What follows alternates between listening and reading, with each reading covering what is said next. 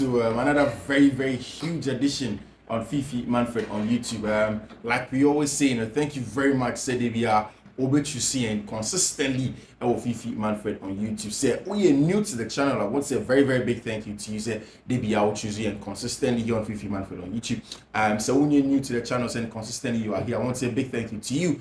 We want to hear from you in the comment section and then updates, big economy in the world of sports, and we want to discuss all of them. So stick and stay with us.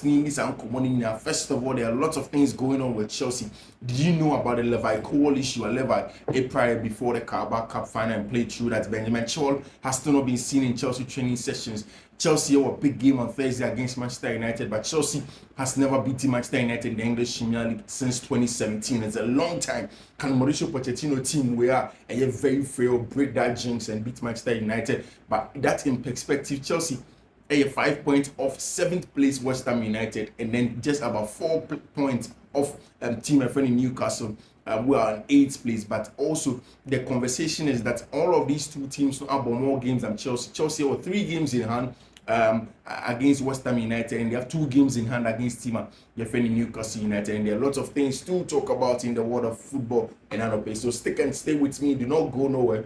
Let us delve into the conversation. But even before that, there's this thing. There are lots of the updates that have come this morning, so let's go through the updates and then do the stories for you. The stories here, and of course, we'll talk about the various other things as well. We'll talk about all of those things in the conversation for Chelsea Football Club and Anope of Fiifi-Manfred on YouTube over here. So again, subscribe here, subscribe to the channel, turn on notification. Make sure you do choose all our bottom, and then make sure that in that you turn on notification. Very important in that regard. Now let's start with this thing. That Enra Todd Boehly went to grant an interview to Forbes, and in that conversation, he said very telling things from Chelsea Football Club, and I think that we need to break all of that down for you. Now, essentially, Forbes is a big financial magazine in America. They interview some of the best financial brains in the world, and I've said it consistently here that Todd Boehly is one of the best financial brains as an equity market expert. For somebody that is buys bonds and stuff like that, he's essentially a risk taker. And I think that the line in that interview with Forbes, that encompasses everything about Chelsea. He was asked about Chelsea. He was asked a lot of things, and including Chelsea. And first of all, he was asked on a project, is it as a failed project as everybody says it is, or it is just something that hasn't borne fruit yet? And Todd was clear. Said the bigger issue at Chelsea, and they said they've got individual players who are yet to be honed into a team, and it takes time. The beautiful thing is that people care, as in the fans really care about the team, And then also the other side of the conversation, they said people actually are impatient, which is also a beautiful thing. So the care that people have is a good and a bad thing at the same time, because people are impatient, and then people actually care about the club, and then they want to see the club do well, which makes a lot of sense. And I mean, in perspective, you buy what Todd Boehly is saying, say team here America crack, because time when we started Chelsea Football Club the things that had gone through the team in the last 2 years, and how the team has gone through a lot of changes as from then up till now, you would understand that you have to be a little bit patient for the team to get to the levels where it has to get to. And that's where you just oppose that with he being a financial person, essentially saying that the team needs time, but also the fact that the fans do care. They are worried, and they keep on asking, say, will Chelsea actually come good, or it's not going to happen at all? These are some of the worries that are going on. And he spoke about all of those things in the Financial Times, and I put that also together in here for you on Fiifi-Manfred on YouTube. And I think that it's something that's a little bit intriguing. So Uti follow conversation as something that you'd love to listen to, something that you would hope say there are more conversations around it about Chelsea Football Club in that regard. Now we are hearing buying for Eka and they are not, the contract of Alphonso Davies is not going to be extended, like we said in the last few episodes. And the reason is simple. Bayern wanted to move away from players that edge hefty salaries, especially when they've not won a European Cup in a very long time, into players to say Joshua Kimmich, if you look at Serge Gnabry, if you look at Leroy Sané, if you look at Thomas Muller, if you look at Harry Kane, 20+ million Bayern Munich. Bayern are moving away from that strategy. Players edge such huge amount of money our club. They are making sure so they don't give them such amount of monies again.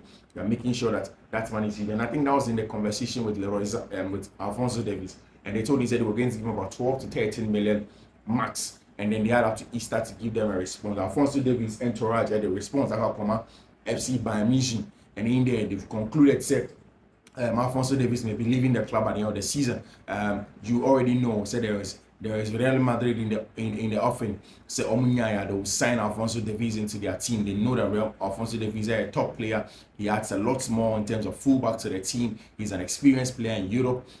With issues on having with Carvajal, any other fullback, Alphonso Davies is going to be an important player part to them if they get them onto his fold. So that's definitely one of the things that's being discussed at FC Bayern Munich, and Alphonso Davies is not going to extend his contract or Bayern Munich now. So there is that bit. Madrid may be looking at him to get him into the fold at FC Real Madrid. Then there is that conversation also in Spain.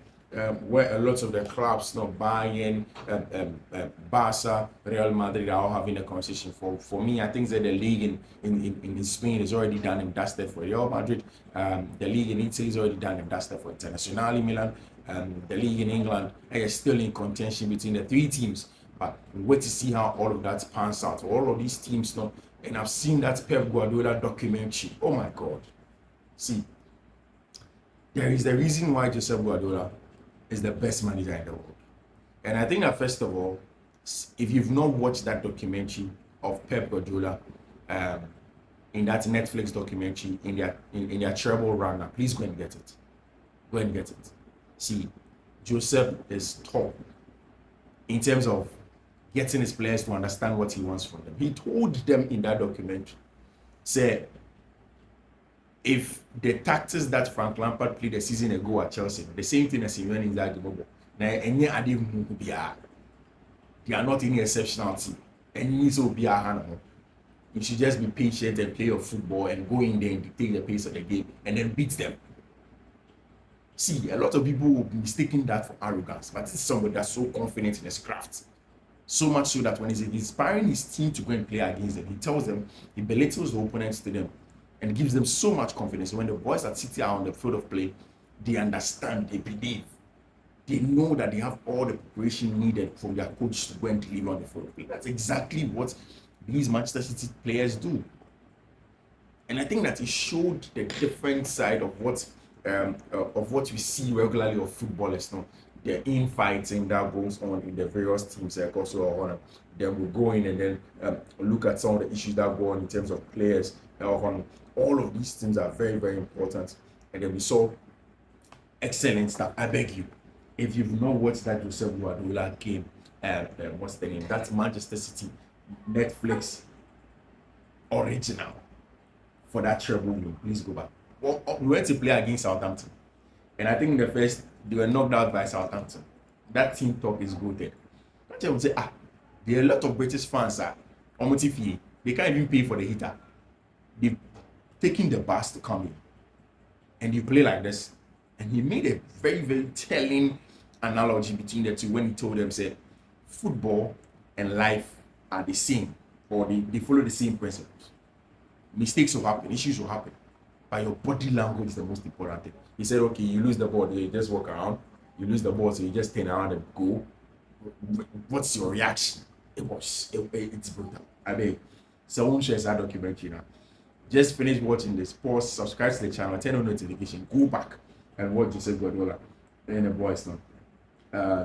It was top notch in that regard, and I think it's something that you are going to see several times. We are going to see over and over again. When you watch it, I've seen the World Cup captains documentary, it was top, and then this one also has coming from Joseph Guardiola more, and Pep Guardiola is a top team. But see, this is the heading of the video. Let me start. Chelsea will not give Cole Palmer a contract extension. It won't happen. It won't happen. Like it's and you see the details are stuck, and it's something that sometimes you have to take your time and listen to this part of the video before you can understand.